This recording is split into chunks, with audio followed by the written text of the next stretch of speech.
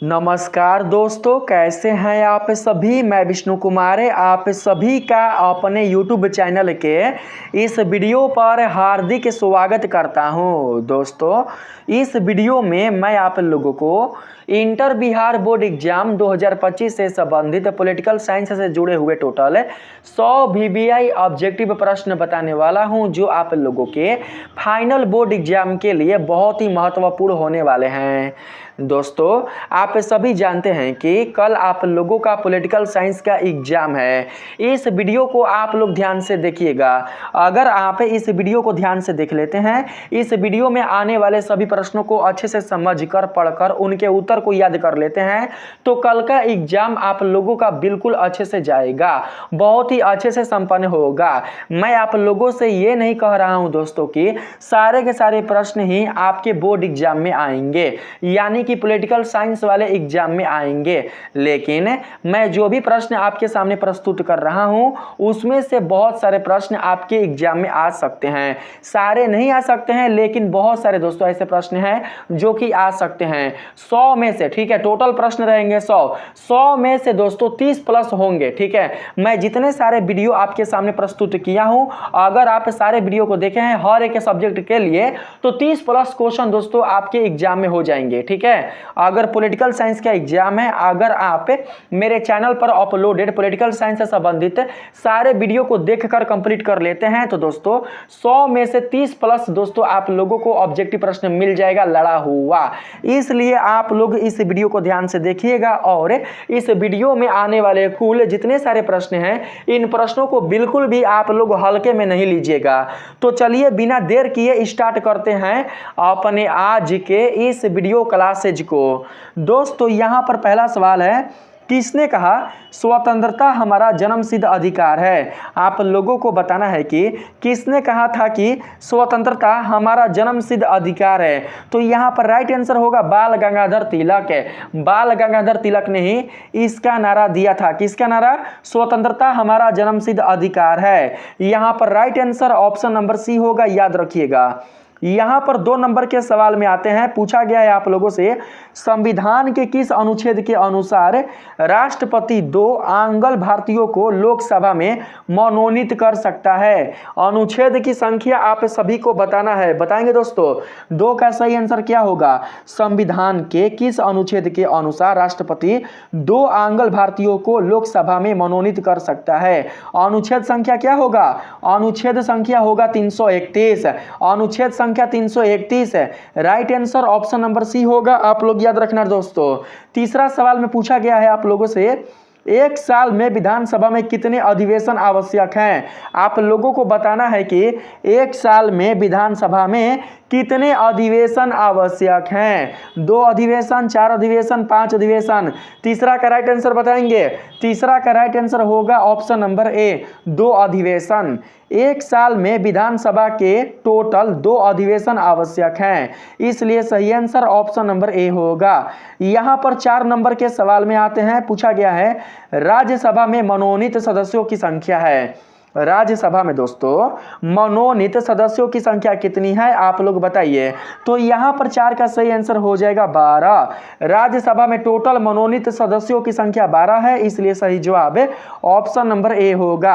5 number सवाल है, मुख्यमंत्री की नियुक्ति कौन करता है जी? मुख्यमंत्री की नियुक्ति करता है कौन? राष्ट्रपति, प्रधानमंत्री, राज्यपाल या फिर उच्च न्यायालय के मुख्य न्यायाधीश? 5 का सही आंसर बोलिए।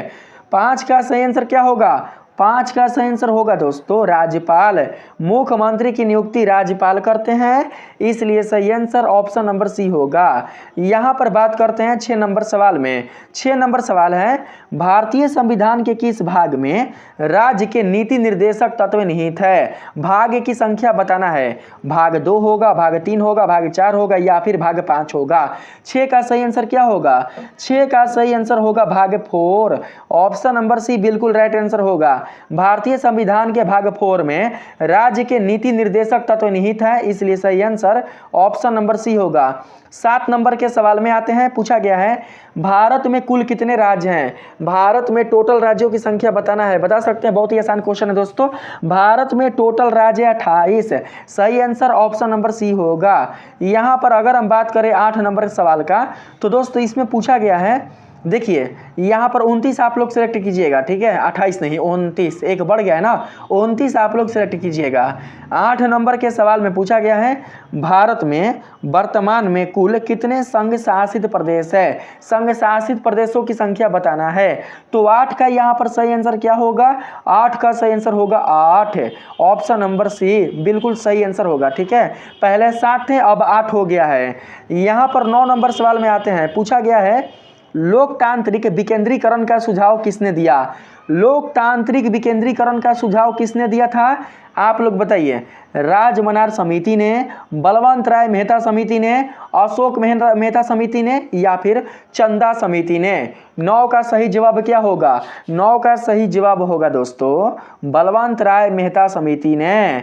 बलवंत राय मेहता समिति ने ही लोकतांत्रिक विकेंद्रीकरण का सुझाव दिया था, इसलिए सही आंसर ऑप्शन नंबर बी होगा। 10 नंबर सवाल है, निम्नलिखित में से कौन एक राज्य का तत्व नहीं है। निम्नलिखित में से कौन एक राज्य का तत्व नहीं है, भूभाग, जनसंख्या, संप्रभुता, या फिर राजनीतिक दल। 10 का राइट आंसर क्या होगा, आप लोग बताएंगे। 10 का राइट आंसर होगा राजनीतिक दल, ऑप्शन नंबर डी बिल्कुल राइट आंसर होगा। चलिए 11 नंबर में आते हैं। इसमें बोला गया है समवर्ती सूची में कितने विषय हैं। समवर्ती सूची में दोस्तों टोटल कितने विषय होते हैं, 97, 52, 61 या 67 है।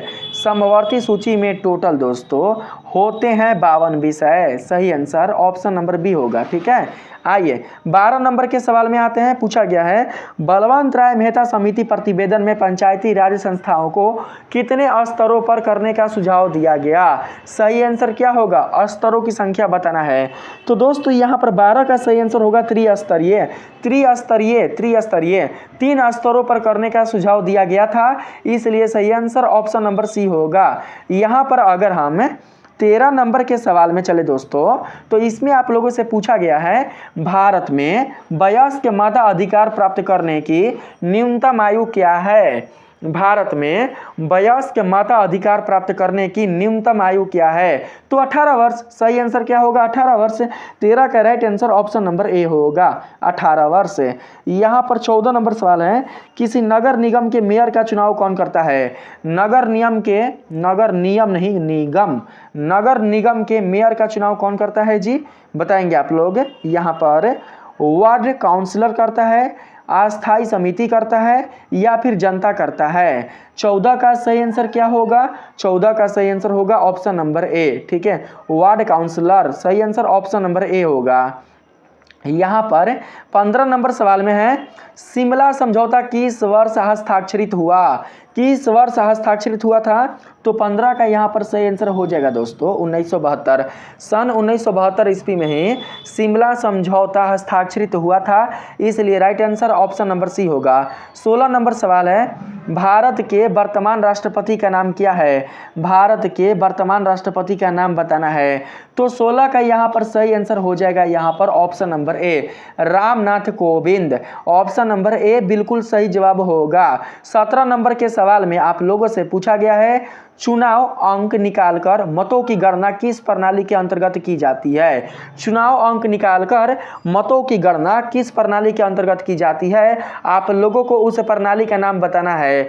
तो यहाँ पर 17 का राइट आंसर हो जाएगा ऑप्शन नंबर डी, अनुपातिक प्रतिनिधित्व प्रणाली। अनुपातिक प्रतिनिधित्व प्रणाली ही 17 का बिल्कुल राइट आंसर होगा। आप लोगों के पास बिल्कुल भी समय नहीं है दोस्तों, भले दोस्तों आप लोग 1 बजे तक जागिए, 12 बजे तक जागिए, लेकिन आप लोग जग कर बढ़िया से पढ़िए और सारे प्रश्नों को कंप्लीट कर लीजिए। ठीक है, बिल्कुल भी समय नहीं है। मैं फटाफट जल्दी मैं प्रश्न को पढ़ रहा हूं और उसका आंसर बता रहा हूं आप लोगों को, ताकि आप लोग प्रश्न को पढ़कर समझकर इसके उत्तर को याद कर लें। ठीक है, आइए चलते हैं ऑप्शन नंबर डी को सिलेक्ट करके अगले प्रश्न पर। यहाँ पर 18 नंबर सवाल है, कांग्रेस का विभाजन किस वर्ष हुआ, बताएंगे। कांग्रेस का विभाजन किस वर्ष हुआ था। 18 का सही आंसर क्या होगा, 18 का सही आंसर 1969। सन 1969 ईस्वी को ही कांग्रेस का विभाजन हुआ था, इसलिए सही जवाब ऑप्शन नंबर बी होगा। 19 नंबर सवाल है, सीमांत गांधी के नाम से कौन जाने जाते हैं? सीमांत गांधी के नाम से कौन जाने जाते हैं बताएंगे। तो यहाँ पर 19 का सही आंसर हो जाएगा दोस्तों हमारा खान अब्दुल गफर खां। खान अब्दुल गफर खां, यहाँ पर right answer option number C होगा। 20 नंबर के सवाल में आते हैं, पूछा गया है भारत के प्रथम शिक्षा मंत्री कौन थे? भारत के प्रथम शिक्षा मंत्री कौन थे बताएंगे। भारत के प्रथम शिक्षा मंत्री थे Abdul Kalam Azad. Option number B बिल्कुल सही आंसर होगा जी। आगे बढ़ते हैं, यहाँ पर 21 नंबर सवाल में है, लाल बहादुर शास्त्री का निधन कब हुआ था? लाल बहादुर शास्त्री की मृत्यु कब हुई थी बताएंगे। 21 का राइट आंसर हो जाएगा सन 1966 ईस्वी। सन 1966 ईस्वी को ही लाल बहादुर शास्त्री का निधन हुआ था, इसलिए सही आंसर ऑप्शन नंबर बी होगा। यहाँ पर 22 नंबर सवाल है, भारत की प्रथम महिला राष्ट्रपति कौन थी? भारत की प्रथम महिला राष्ट्रपति का नाम बताना है जी। भारत की पहली महिला जो राष्ट्रपति थी वो थी दोस्तों प्रतिभा देवी सिंह पाटिल। यहाँ पर सही आंसर ऑप्शन नंबर बी होगा, याद रखेंगे। 23 नंबर सवाल में आते हैं, पूछा गया है भारतीय संघीय व्यवस्था में किसे अधिक शक्तियाँ प्राप्त है? भारतीय संघीय व्यवस्था में किसे अधिक शक्तियाँ प्राप्त है? केंद्र को, राज्य को, जिलों को, या इनमें से कोई नहीं। 23 का सही आंसर बोलेंगे। 23 का सही आंसर होगा केंद्र को। केंद्र को ही भारतीय संघीय व्यवस्था का सबसे अधिक शक्तियां प्राप्त है, इसलिए सही आंसर ऑप्शन नंबर ए होगा। 24 नंबर सवाल है दोस्तों, एक साथ कितने निजी बैंकों का राष्ट्रीयकरण किया गया था? एक साथ कितने निजी बैंकों का राष्ट्रीयकरण किया गया था बताएंगे। 8, 10, 12, 14। सही आंसर क्या होगा? सही आंसर होगा 14। यहाँ पर ऑप्शन नंबर डी बिल्कुल राइट आंसर होगा। 25 नंबर के सवाल में आते हैं, राष्ट्रीय विकास परिषद का गठन कब हुआ था? राष्ट्रीय विकास परिषद का गठन कब हुआ था दोस्तों? 1950 ईस्वी में, 1951 ईस्वी में, 1952 ईस्वी में, या फिर 1953 ईस्वी में। 25 का राइट आंसर आप लोग बताएंगे। 25 का यहाँ पर राइट आंसर होगा 1952 ईस्वी में। ऑप्शन नंबर सी बिल्कुल राइट जवाब होगा। 26 नंबर के सवाल में आते हैं, देखिए 26 नंबर सवाल में पूछा गया है आप लोगों से, राष्ट्रीय विकास परिषद का अध्यक्ष कौन है? राष्ट्रीय विकास परिषद का अध्यक्ष कौन है जी? तो यहाँ पर 26 का सही आंसर हो जाएगा प्रधानमंत्री। राष्ट्रीय विकास परिषद का अध्यक्ष कोई और नहीं बल्कि प्रधानमंत्री होते हैं, इसलिए right answer option number C होगा, याद रखिएगा। 27 नंबर के सवाल में आते हैं, विघटित भारतीय योजना आयोग का पदेन अध्यक्ष कौन होता था? विघटित भारतीय योजना आयोग का पदेन अध्यक्ष कौन होता था आप लोग बताएंगे। राष्ट्रपति, उपराष्ट्रपति, प्रधानमंत्री, या फिर योजना मंत्री। 27 का सही आंसर क्या होगा? 27 का दोस्तों सही आंसर हो जाएगा ऑप्शन नंबर सी, प्रधानमंत्री। ऑप्शन नंबर सी बिल्कुल सही जवाब होगा।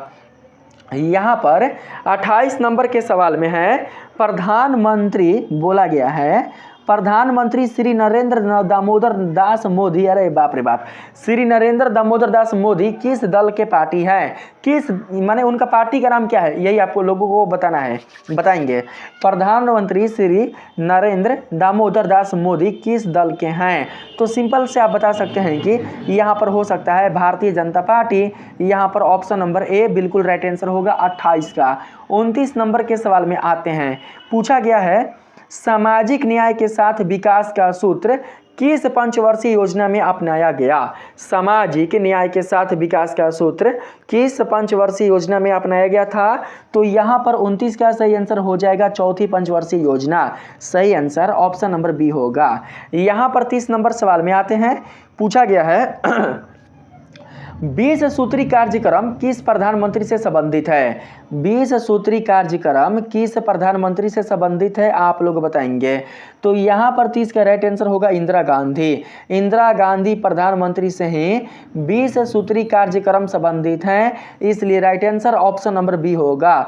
31 नंबर सवाल है दोस्तों, सूचना के अधिकार आंदोलन की शुरुआत कहाँ से हुई? राजस्थान से, दिल्ली से, तमिलनाडु से, या फिर बिहार से? 31 का राइट आंसर क्या होगा?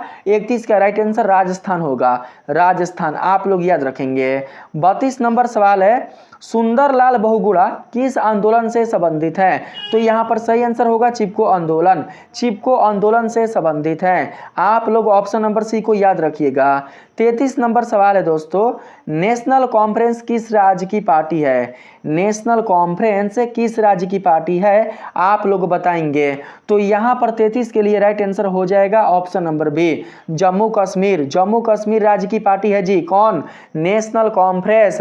यहाँ पर ऑप्शन नंबर बी हमारा राइट आंसर होगा। 34 नंबर सवाल में आते हैं, पूछा गया है बिहार विधान परिषद के सदस्यों का कार्यकाल क्या है? बिहार विधान परिषद के सदस्यों का कार्यकाल कितने वर्षों का होता है?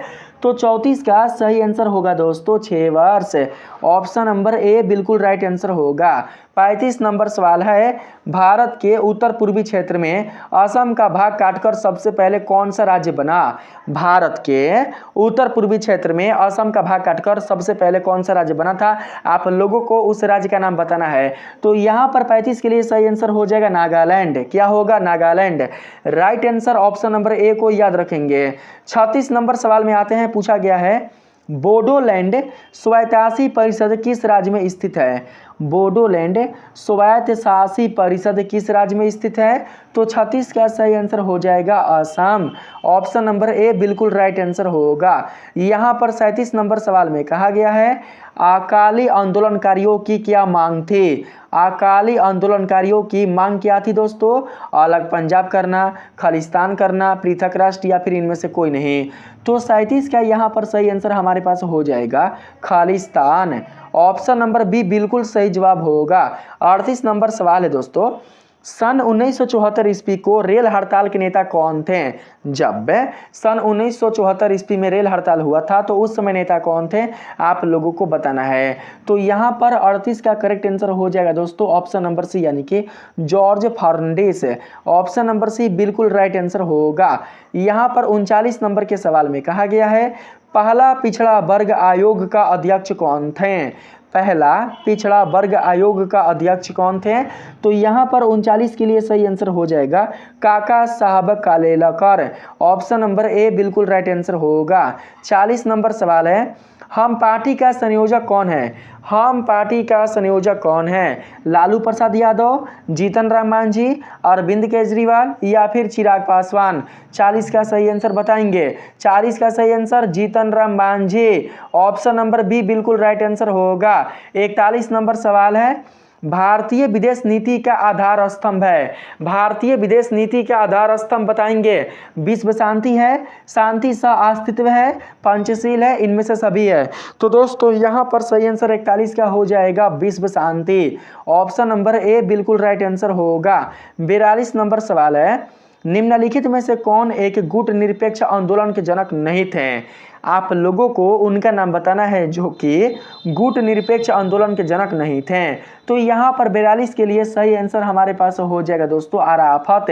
आराफत बिल्कुल भी गुट निरपेक्ष आंदोलन के जनक नहीं थे, इसलिए सही आंसर ऑप्शन नंबर बी होगा। यहाँ पर अगर हम 43 नंबर के सवाल में चलें तो पूछा गया है आप लोगों से दोस्तों, प्रथम गुट निरपेक्ष सम्मेलन के अध्यक्ष कौन थे? प्रथम गुट निरपेक्ष सम्मेलन के अध्यक्ष कौन थे? जवाहरलाल नेहरू, सुकर्नो, अब्दुल नासिर या फिर मार्शल टीटो? सही आंसर बताएंगे 43 का। 43 का सही आंसर क्या होगा? 43 का सही आंसर होगा Marshal Tito, option number D बिल्कुल राइट आंसर होगा। 44 नंबर सवाल है, इंदिरा गांधी की हत्या किस वर्ष हुई? इंदिरा गांधी की हत्या किस वर्ष हुई थी? 44 का सही आंसर बोलेंगे। 44 का सही आंसर 1984 होगा, ठीक है, 1984। यहाँ पर ऑप्शन नंबर बी बिल्कुल राइट आंसर होगा। 45 नंबर सवाल में आते हैं, पूछा गया है भारतीय राष्ट्रीय कांग्रेस की प्रथम महिला अध्यक्ष कौन थी? भारतीय राष्ट्रीय कांग्रेस की प्रथम महिला अध्यक्ष का नाम बताना है। तो सिंपल से बता सकते हैं, यहाँ पर 45 का सही आंसर हो जाएगा Annie Besant, option number A बिल्कुल राइट आंसर होगा। 46 नंबर सवाल है, गैर कांग्रेसवाद का नारा किसने दिया? आप लोगों को उस व्यक्ति का नाम बताना है, उस महापुरुष का नाम बताना है जिन्होंने गैर कांग्रेसवाद का नारा दिया था। तो 46 का यहाँ पर सही आंसर हो जाएगा राम मनोहर लोहिया, नहीं इंदिरा गांधी। इंदिरा नहीं, नारा ना, Ram Manohar Lohia. Option number C right answer होगा। 47 नंबर सवाल है, देश में आंतरिक गड़बड़ी के कारण संकटकालीन स्थिति की घोषणा कब हुई? देश में आंतरिक गड़बड़ी के कारण संकटकालीन स्थिति की घोषणा कब हुई, आप लोग बताइए। तो दोस्तों यहाँ पर 47 का आंसर मैं बताता हूँ। 47 का सही आंसर होगा 1975, सन 1975 ईस्वी को। ठीक है, 1975 ईस्वी को घोषणा हुई थी। Option number A right answer होगा। 48 नंबर सवाल में आते हैं। इसमें कहा गया है भारतीय जनता पार्टी का गठन कब हुआ था? भारतीय जनता पार्टी का गठन कब हुआ था? भारतीय जनता पार्टी का गठन जो हुआ था दोस्तों, वो हुआ था 6 अप्रैल 1980 ईस्वी में। ऑप्शन नंबर बी बिल्कुल राइट आंसर होगा। 49 नंबर सवाल है, किस संविधान संशोधन के द्वारा नगर निकायों को संवैधानिक दर्जा दिया गया? संवैधानिक दर्जा दिया गया था किस संविधान संशोधन के द्वारा? तो यहाँ पर हो जाएगा सही आंसर क्या? तो 49 का दोस्तों सही आंसर हो जाएगा 74वां राइट आंसर होगा। ऑप्शन नंबर सी बिल्कुल करेक्ट होगा। ठीक है, 50 नंबर सवाल है, भारत के वर्तमान में कुल कितने राष्ट्रीय दल है? बताएंगे आप लोग, भारत में वर्तमान में कुल कितने राष्ट्रीय दल है? 4 है, 5 है, 6 है या फिर 7 है? तो 50 का यहाँ पर सही आंसर होगा 7। ऑप्शन नंबर डी को याद रखेंगे 7। ठीक है, 51 नंबर सवाल में पूछा गया है, 20 सूत्री कार्यक्रम का उद्देश्य क्या था? 20 सूत्री कार्यक्रम का उद्देश्य बताना है जी। तो यहाँ पर 51 का सही आंसर दोस्तों मिल जाएगा हमारे पास। जानते हैं 20 सूत्री कार्यक्रम का उद्देश्य क्या था? शिक्षा में आत्मनिर्भरता नहीं होगा, सुरक्षा में आत्मनिर्भरता नहीं होगा, खदान में आत्मनिर्भरता नहीं होगा, इनमें से कोई नहीं। ऑप्शन नंबर डी बिल्कुल राइट आंसर होगा। ठीक है, आइए 52 नंबर सवाल में आते हैं। पूछा गया है, गुट निरपेक्ष आंदोलन का पहला शिखर सम्मेलन कहाँ हुआ था? गुट निरपेक्ष आंदोलन का पहला शिखर सम्मेलन जहाँ हुआ था, आप लोगों को उसका स्थान बताना है। तो यहाँ पर सही आंसर होगा यूगोस्लाविया। ऑप्शन नंबर बी, यहीं पर दोस्तों सम्मेलन हुआ था, आप लोग याद रखिएगा। 53 नंबर सवाल है, राज्य पुनर्गठन आयोग की स्थापना कब हुई थी? राज्य पुनर्गठन आयोग की स्थापना कब हुई थी? तो सही आंसर 1956 ईस्वी होगा जी। 1956 ईस्वी में हुआ था। यहाँ पर 54 नंबर सवाल में आते हैं। ऑप्शन नंबर डी राइट होगा। 54 नंबर सवाल है, संयुक्त राष्ट्र दिवस कब मनाया जाता है? संयुक्त राष्ट्र दिवस कब मनाया जाता है दोस्तों? संयुक्त राष्ट्र दिवस जो है वो मनाया जाता है 24 अक्टूबर को। सही आंसर ऑप्शन नंबर सी होगा। 55 नंबर सवाल है, निम्न में से कौन भूमिबद्ध देश है? भूमिबद्ध देश इनमें से कौन है बताएंगे? मालदीव, नेपाल, पाकिस्तान या बांग्लादेश? 55 का राइट आंसर हमारे पास हो जाएगा ऑप्शन नंबर बी यानी कि नेपाल। नेपाल सही होगा। ठीक है, नेपाल ऑप्शन नंबर बी बिल्कुल करेक्ट जवाब होगा। 56 नंबर सवाल में आते हैं। पूछा गया है, भारत ने बांग्लादेश मुक्ति युद्ध में कब हस्तक्षेप किया था? भारत ने बांग्लादेश मुक्ति युद्ध में कब हस्तक्षेप किया था? आप लोगों को वर्ष बताना है। तो 56 के लिए यहाँ पर सही आंसर हो जाएगा दोस्तों दिसंबर 1971। याद रखेंगे, दिसंबर 1971 ईस्वी को ही भारत में बांग्लादेश मुक्ति युद्ध में हस्तक्षेप किया था, इसलिए सही आंसर ऑप्शन नंबर सी होगा। ऑप्शन नंबर सी याद रखेंगे। 57 नंबर सवाल है, सार्क का 8वां सदस्य देश कौन है? सार्क का 8वां सदस्य देश का नाम बताना है। तो यहाँ पर 57 का राइट आंसर हमारे पास हो जाएगा दोस्तों अफगानिस्तान। सार्क का 8वां सदस्य देश अफगानिस्तान है, इसलिए ऑप्शन नंबर बी बिल्कुल सही जवाब होगा। 58 नंबर सवाल है, यूनिसेफ, ठीक है, यूनिसेफ का मुख्यालय कहाँ है? यूनिसेफ का मुख्यालय कहाँ है? यूनिसेफ का मुख्यालय जो है दोस्तों वो है न्यूयॉर्क में। सही आंसर ऑप्शन नंबर बी होगा, याद रखेंगे न्यूयॉर्क। 59 नंबर सवाल में आते हैं। पूछा गया है, किस पृथ्वी सम्मेलन ने पर्यावरण को विश्व राजनीति के केंद्र में ला दिया? बताएंगे आप लोग, किस पृथ्वी सम्मेलन ने पर्यावरण को विश्व राजनीति के केंद्र में ला दिया? तो यहाँ पर 59 का करेक्ट आंसर हो जाएगा दोस्तों 1992। किस पृथ्वी सम्मेलन ने पर्यावरण को विश्व राजनीति के केंद्र में ला दिया? 1992 ईस्वी। 1992 के पृथ्वी सम्मेलन में ऐसे होगा। ठीक है, 1992 के पृथ्वी सम्मेलन ने पर्यावरण को विश्व राजनीति के केंद्र में ला दिया था। तो सही आंसर ऑप्शन नंबर ए होगा।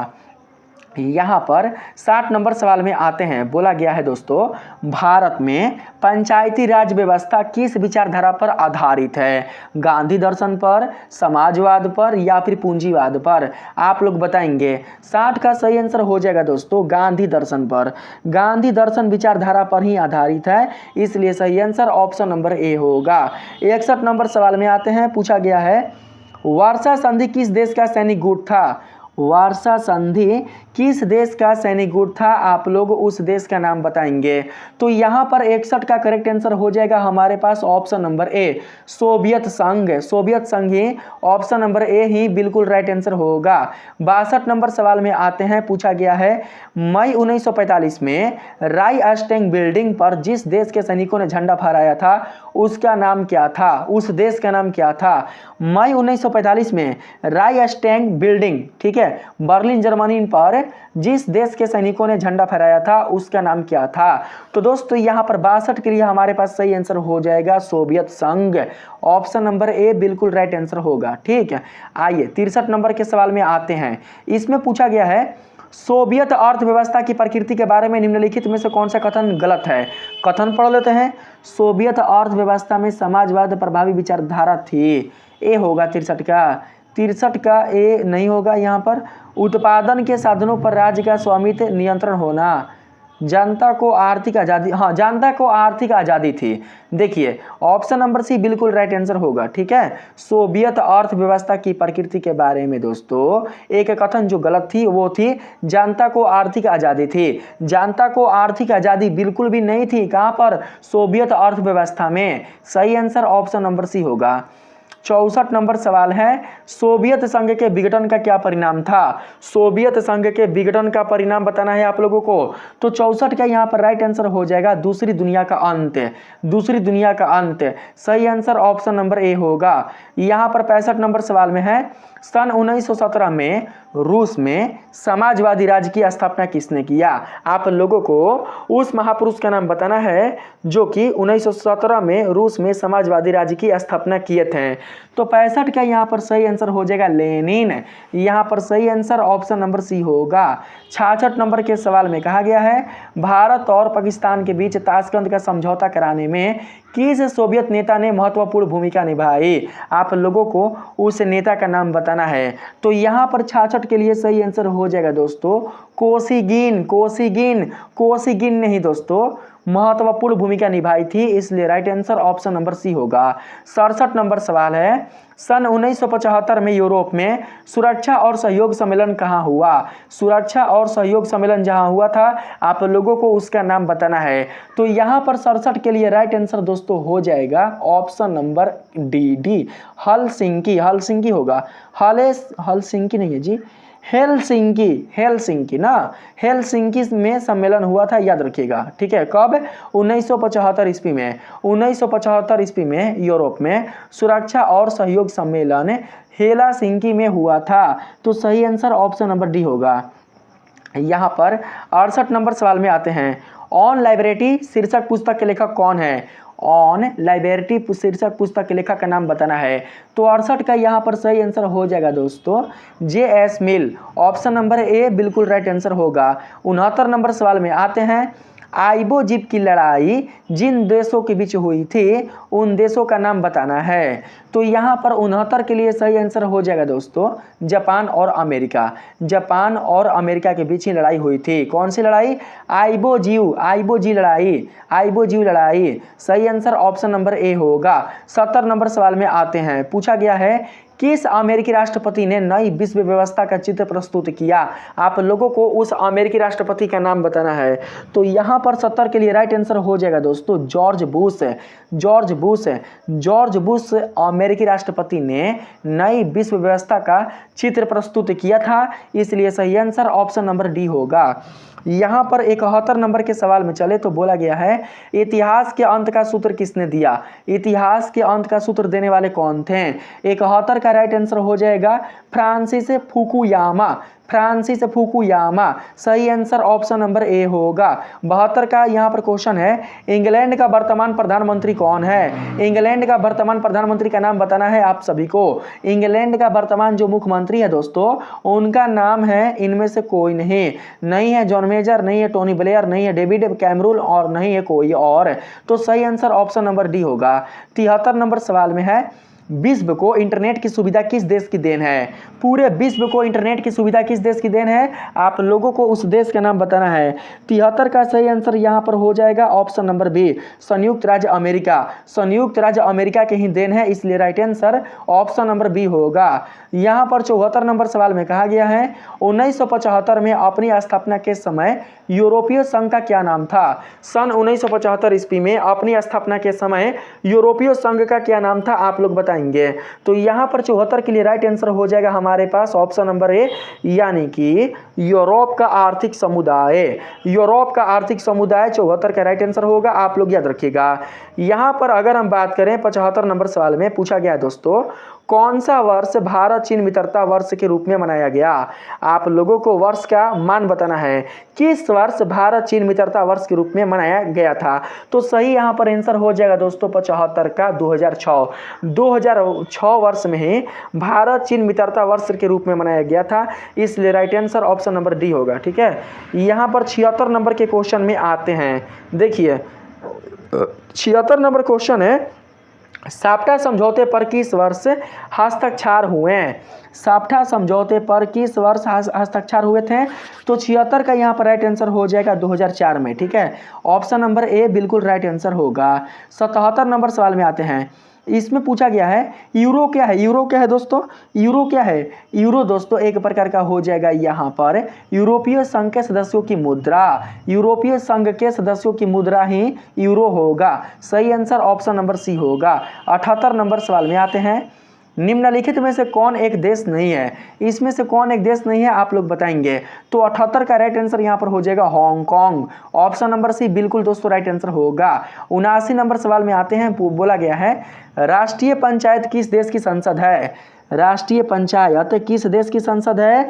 तो यहाँ पर 79 का सही आंसर हो जाएगा नेपाल। नेपाल देश की संसद है।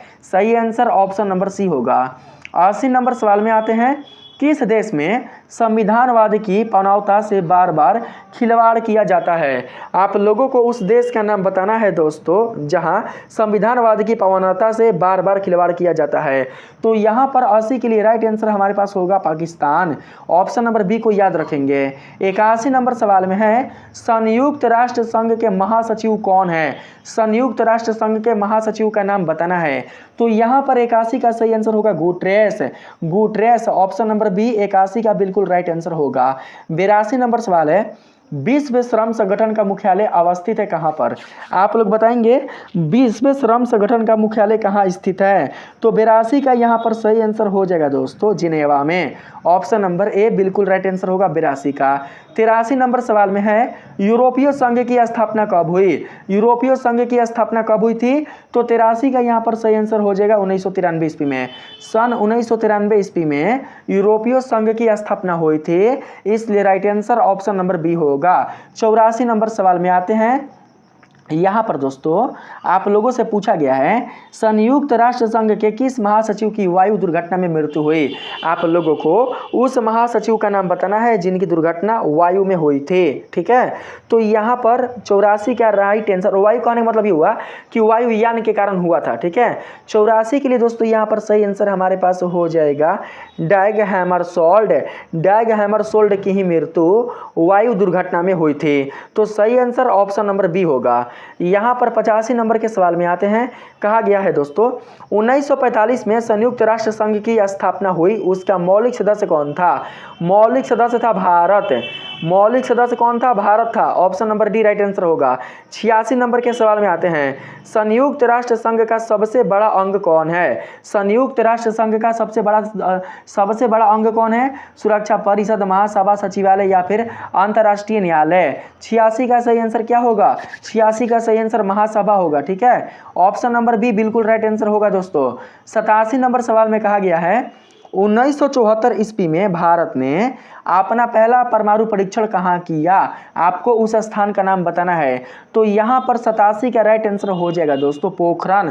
पोखरण वाले स्थान पर ही भारत ने सन 1974 ईस्वी में अपना पहला परमाणु परीक्षण किया था, इसलिए सही जवाब ऑप्शन नंबर ए होगा। 88 नंबर के सवाल में आते हैं, पूछा गया है किस संधि ने परमाणु परीक्षणों को पूर्णतः वर्जित किया, आप लोग उस संधि का नाम बताएंगे।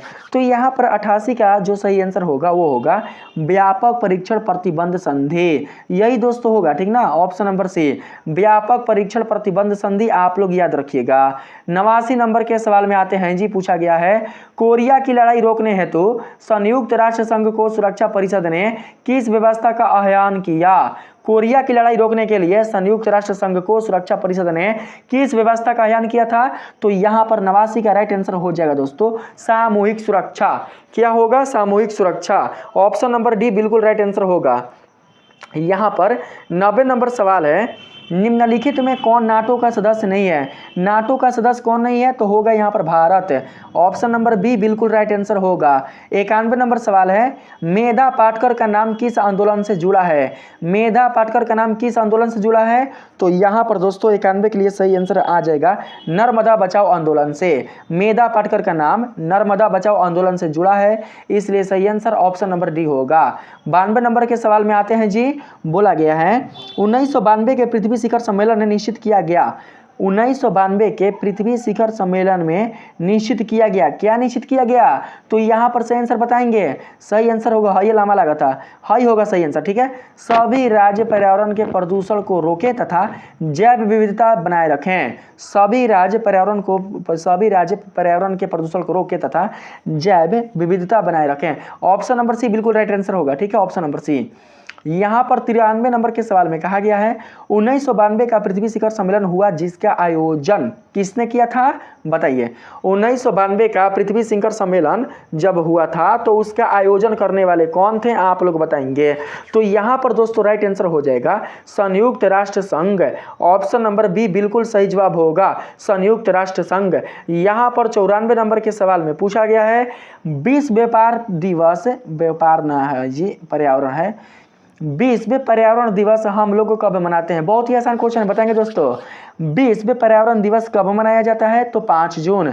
94 का राइट आंसर हो जाएगा ऑप्शन नंबर सी 5 जून को, ठीक है। गिरमिटिया किसे कहा जाता है, गिरमिटिया कहा जाता है अनुबंधित मजदूर को, किसे, अनुबंधित मजदूर को या फिर बंधुआ मजदूर को। 95 का सही आंसर ऑप्शन नंबर ए होगा। 96 नंबर सवाल में आते हैं, पूछा गया है पहले विश्व बाजार के रूप में कौन सा शहर उभर कर आया। पहले विश्व बाजार के रूप में कौन सा शहर उभर कर आया था, उस शहर का नाम बताना है। तो 96 का सही आंसर यहाँ पर हो जाएगा दोस्तों अलेक्जेंड्रिया। अलेक्जेंड्रिया ही उभर कर आया था विश्व बाजार के रूप में पहली बार, ठीक है, ऑप्शन नंबर ए बिल्कुल दोस्तों राइट होगा। 97 नंबर के सवाल में आते हैं, इसमें कहा गया है आर्थिक संकट के कारण यूरोप में कौन सी नई शासन प्रणाली का उदय हुआ। आर्थिक संकट के कारण यूरोप में कौन सी नई शासन का प्रणाली का उदय हुआ, बताएंगे। 97 का सही आंसर, 97 का सही आंसर होगा फांसीवादी नाजीवादी शासन, right answer option number C होगा। 98 नंबर सवाल में आते हैं, कार्न लॉ किस देश का कानून था। कार्न लॉ किस देश का कानून था दोस्तों, तो सही आंसर यहाँ पर होगा ब्रिटेन का। ब्रिटेन देश का कानून ही कार्न लॉ है। 99 नंबर सवाल है, दोनों सदनों की संयुक्त बैठक की अध्यक्षता कौन करता है। दोनों सदनों की संयुक्त बैठक की अध्यक्षता कौन करता है, आप लोग बताएंगे। राष्ट्रपति करते हैं, उपराष्ट्रपति करते हैं, लोकसभा के अध्यक्ष करते हैं या फिर प्रधानमंत्री करते हैं। तो यहाँ पर 99 का सही आंसर होगा लोकसभा के अध्यक्ष।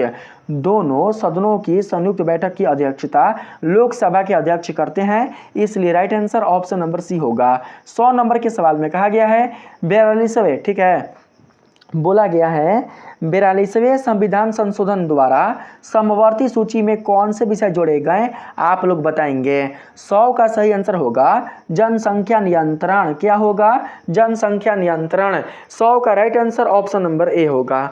तो दोस्तों इस वीडियो में मैंने आप लोगों को आपके पॉलिटिकल साइंस वाले सब्जेक्ट से जुड़े हुए टोटल 100 VVI ऑब्जेक्टिव प्रश्न बता दिया है। इसके बाद दोस्तों आप लोगों का 2 और सेट आएगा, उन 2 सेटों को आप लोग बहुत ही अच्छे तरीके से देख लीजिएगा, ठीक है। 2 सेट और आएगा पॉलिटिकल साइंस से संबंधित, ठीक है। यह सेट दोस्तों आप लोगों का 3 है, ठीक है। 4 5 2 सेट और आएगा, उन दोनों सेटों को कंप्लीट कर लीजिएगा। मैं वो दोनों सेट आप लोगों को सुबह दे दूंगा, ठीक है। सुबह मिल जाएगा आप लोगों को, बिल्कुल भी घबराना नहीं है, ठीक है। तो दोस्तों अगर यह वीडियो अच्छा लगा है तो आप लोग इस वीडियो को ज़्यादा से ज़्यादा शेयर करें, अपने दोस्तों में भी शेयर करें, अपने भाइयों बहनों जो भी दोस्तों एग्जाम देने वाले हैं इंटर का बिहार बोर्ड से 2025 में, तो आप लोग इस वीडियो को जरूर से शेयर कीजिएगा। वीडियो को लाइक नहीं किए हैं तो वीडियो को लाइक कर दीजिएगा। चैनल को अभी तक आपने सब्सक्राइब नहीं किया है तो जरूर से सब्सक्राइब कर लीजिएगा। मिलता है फिर से एक नए वीडियो के साथ, तब तक के लिए धन्यवाद।